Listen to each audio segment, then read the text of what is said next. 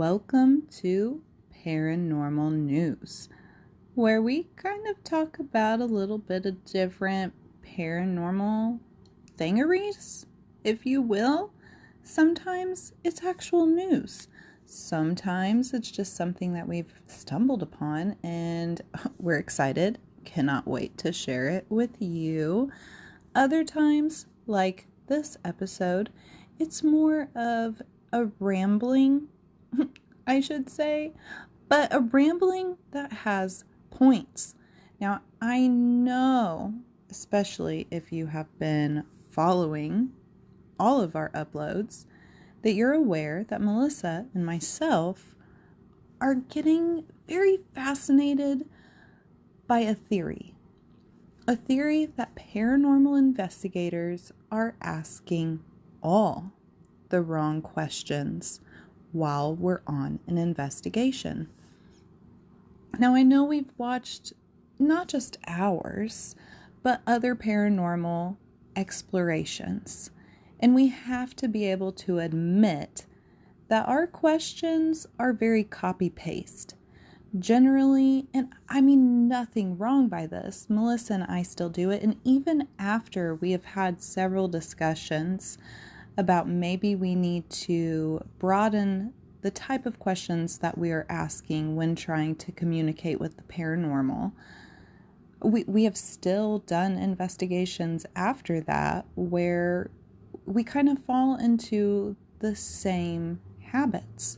We're still asking very similar questions. But one of the questions I'm referencing right now is, what is your name? That is a question that you will hear in almost every single paranormal investigation. What is your name?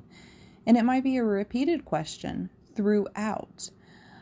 A lot of times, we don't really catch, as we're investigating, we do not catch a response until we're reviewing. We have developed, not us personally, but smart people have developed different type of recording devices that if it is picking up an audio sound, it will alert you, hey, we've captured something, and then you can kind of replay it right there on site and listen to what it was that you just recorded. Or you can simply just have a voice recorder of any type, ask your question, wait a little bit, go back and immediately listen to it. More of like an analog, analog. If you guys don't know, if you're not following me on other things, I've kind of got like the COVID right now, so bear with me, okay? Bear with me. My head is in a fog. It's not fun. I am doing better. I am. But bear with me. This might get funny. Who knows? Let's keep going. So, yeah, there are ways that you can kind of maneuver around this and actually listen to the responses in the heat of the moment. But a lot of times we're not catching that until we're reviewing the footage. So we will repeat questions over and over and over again. Now, I do find this a little funny because when Melissa and I, funny as in a ha-ha, light bulb going off kind of way, not actually comical, but when Melissa and myself started to investigate and we were using the necrophonic or spirit boxes, we really wanted to come up with something that would show us, hey, I'm here. I definitely want to talk. Because when you're listening to a spirit box or the necrophonic, you always have this little bit of doubt that you are hearing what you want to hear. So we developed what's your favorite color? Kind of question or we would say repeat the colors, kind of what it morphed into. And that's just to establish that we have that open communication. If we can get the necrophonic or the spirit box or any other device that works similar, if we can get that to repeat something that's not typically said or a repeated phrase that we're hearing, then to me that kind of opens it up that, hey, yeah, we're communicating with something intelligent. So we would say, repeat the color green, repeat the color pink. We will switch it up so many different ways. So when we first started out, we were definitely on the track of coming up with different things, different techniques, ways that we can communicate with the paranormal world and use that as evidence. But the more and more and more that we have rewatched our investigations, really try to study and come up with different methods that might be more useful, and especially watching other people's investigations, we have really noticed that we are all asking the same questions. Now take this as in spirits are real. Just if you're not a believer, just pretend right now that you are. Pretend that you are walking into a haunted house, okay? Maybe there's 10 to 15 ghosts just chilling in there, right? Like they're just hanging out, having the time of their life. And you're a paranormal investigator that walks in, one of many who have done the exact same thing before. Would you not, as an individual, would you not get annoyed? Oh, here's another one, oh, watch, they're going to say, are you a male or are you a female?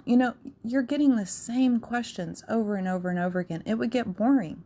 To me, it would. That's my outlook on this situation, is that would get boring. I wouldn't want to play that game anymore, especially knowing that these people are never going to come back, most likely, right? They're here to capture this evidence. Maybe I don't want to always give that evidence as a spirit. Maybe I'm just tired of it. It's not getting me anywhere. It's not helping in a situation. Say these spirits are stuck. If we want to go with that theory, it's not helping them move on, if that's even an option that they're able to do. We don't know. It's all unknown. So what if we switched up the questions that we are asking these possible entities, just to grasp their attention once again, instead of the normal, typical, what is your name? Can you make a sound? Instead of doing the same thing over again, what if we really switched up how we're communicating? And I don't know, we've joked around with this. Maybe you walk in and be like, hey, what's up?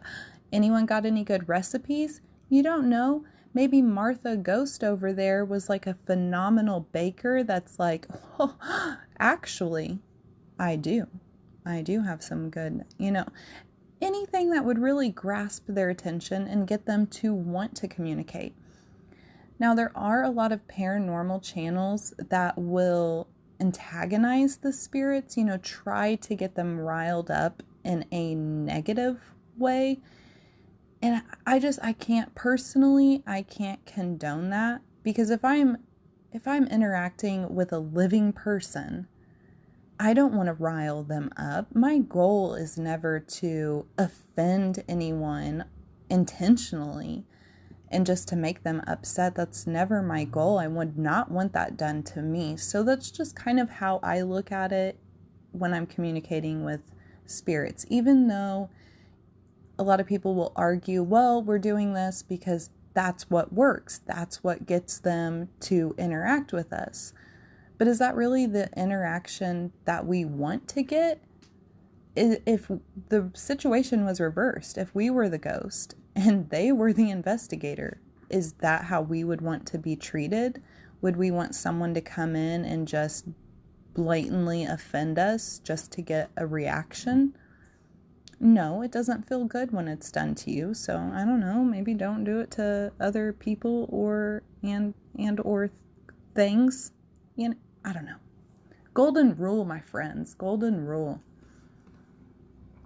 So that's that kind of wraps up communicating with the dead, what this whole segment is about with paranormal news.